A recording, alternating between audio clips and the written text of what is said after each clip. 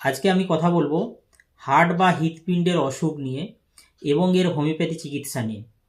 Heart বা হৃৎপিণ্ডের অসুখের কথা শুনলে সাধারণ মানুষ কিন্তু অনেক ভয় পেয়ে যায় এবং হয় বাইপাস সার্জারি বা পেসমেকার এরকম কথাগুলো ভাবতে বসে। প্র্যাকটিক্যালি হার্টের অনেক রকম অসুখ হয়, কিন্তু আমরা প্র্যাকটিস জীবনে সাধারণত যে অসুখগুলো পেয়ে থাকি তার মধ্যে মায়োকার্ডিয়াল ইনফাকশান বা এমআই বা ইসচেমিক হার্ট ডিজিজ সবচেয়ে বেশি পাওয়া যায়।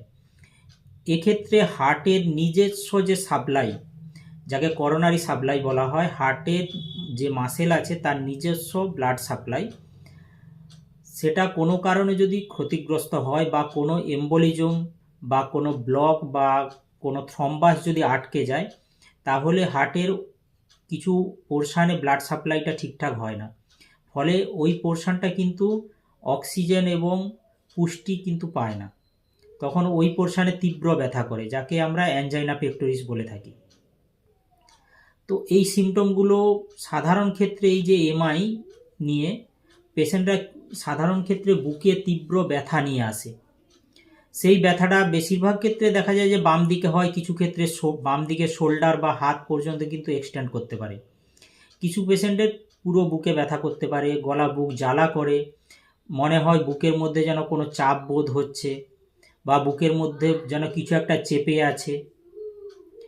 এছাড়া অনেক সময় বমি হয়, রক্ত বমি হতে পারে। পেশেন্টের পুরো মুখটায় ঠান্ডা ঘামে জমে যায়। এছাড়া পালস রেট যদি দেখা যায়, পালস রেট অনেক কম দেখা যায়, আমরা সাধারণ ক্ষেত্রে পেয়ে থাকি 50-এর নিচেও পালস রেট পাওয়া যায়। এছাড়া পেটের মধ্যে কোনো কিছু নড়াচড়া, এরকম বিভিন্ন রকম অ্যাবনর্ম্যাল সেন্সেশন দেখা দেয়। যদি ইসিজি করা যায় তখন কিন্তু ডায়াগনোসিস করা যায় যে কোন জায়গাটা এক্স্যাক্টলি ইসচিমিয়া হয়েছে বা মায়োকার্ডিয়াল ইনফাকশান নাকি, এই ডায়াগনোসিস করা যায় এবং খুব তাড়াতাড়ি কিন্তু চিকিৎসা করাতে হবে। ডায়াগনোসিস খুব তাড়াতাড়ি করতে হবে এবং চিকিৎসা করাতে হবে, না হলে কিন্তু এই রকম পেশেন্টগুলো কিন্তু সাধারণ ক্ষেত্রে মারা যায়। এছাড়া মাইট্রাল স্টেনোসিস, মাইট্রাল রিগার্জিটেশন, এই অসুখগুলো আমরা পেয়ে থাকি, যে ক্ষেত্রে আমাদের হার্টের মধ্যে যে ভাল্বগুলো থাকে, কিছু অসুখ হয়, যেমন রিউমাটিক ফিভার, যে ক্ষেত্রে গাউট এবং ফিভার, এই অসুখগুলো হলে সেই পেশেন্টের কিন্তু এই যে ভাল্বগুলো ক্ষতিগ্রস্ত হয়ে যায়। বিশেষ করে মাইট্রাল ভাল্ব বা বাইকাসপিড ভাল্বটা যখন ক্ষতিগ্রস্ত হয়ে যায় তখন এটা স্টিফ হয়ে যায় এবং হার্ড হয়ে যায় এবং শক্ত হয়ে যায়, ফলে নর্মাল ফাংশন করতে পারে না। ফলে হার্টের মধ্যে যে ব্লাড সার্কুলেশন ঠিকঠাক হয় না, তখন কিন্তু এই মাইট্রাল স্টেনোসিস বা মাইট্রাল রিগার্জিটেশন, এই অসুখগুলো তৈরি হয়।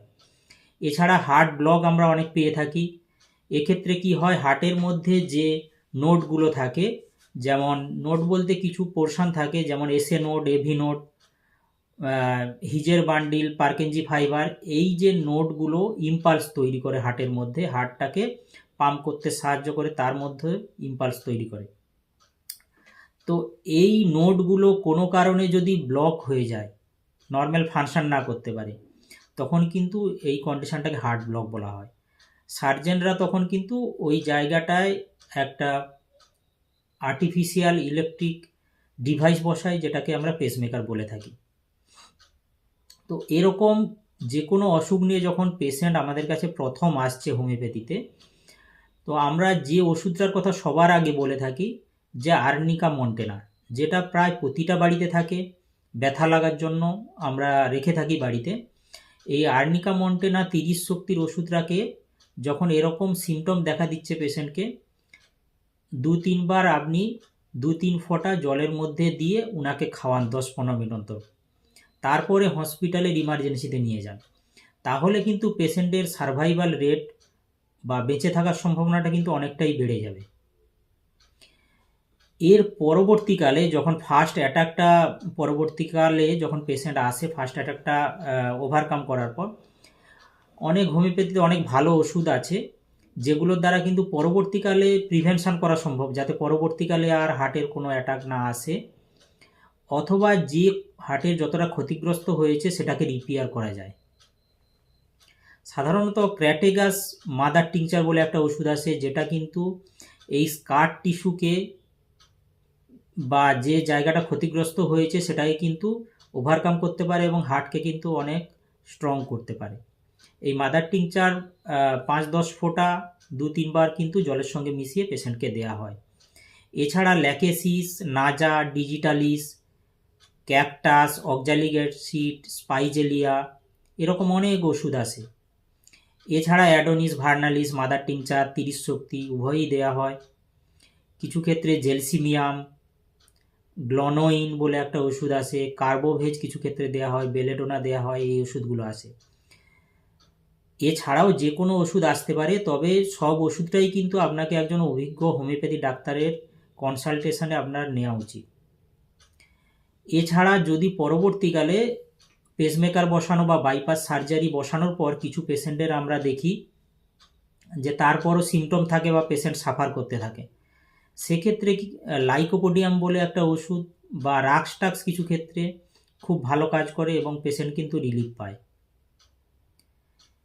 এর সঙ্গে আমি বলবো কিছু বাচ্চাদেরও কিন্তু হার্টের সমস্যা হয়, হার্টের ফুটো পাওয়া যায় বা জন্মগত যে সমস্যাগুলো, সে নিয়ে কিন্তু পরবর্তীকালে আমি কথা বলবো, আজকে সেটা নিয়ে বেশি কথা বলবো না।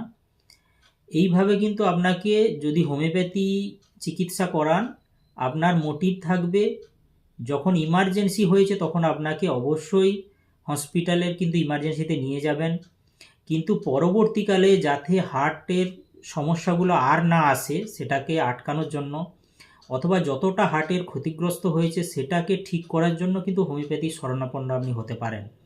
অথবা যখন ইমার্জেন্সিতে নিয়ে যাচ্ছেন, যাতে একটু সময় দেয় পেশেন্ট, তার জন্য আর্নিকা মন্টেনা যে ওষুধটা বললাম সেটা বাড়িতে রাখতে পারেন।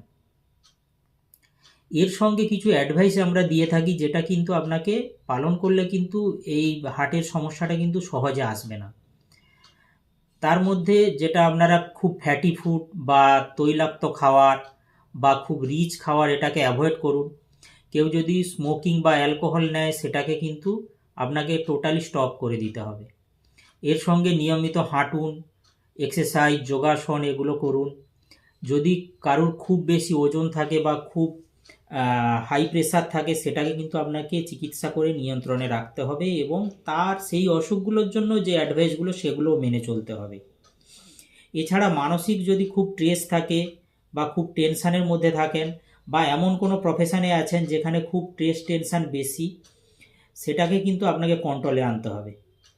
এইভাবে কিন্তু আপনি মেনে চললে আপনার হার্টের সমস্যাও কিন্তু আপনি আটকাতে পারবেন হোমিওপ্যাথিতে, এবং হার্টের যে সমস্যাটা যতটা হয়েছে সেটাও কিন্তু আপনাকে হার্টটাকে স্ট্রং করতে পারবেন, এবং পরবর্তীকালে যাতে হার্টের আর সমস্যা না আসে সেটাও কিন্তু আপনি আটকাতে পারেন।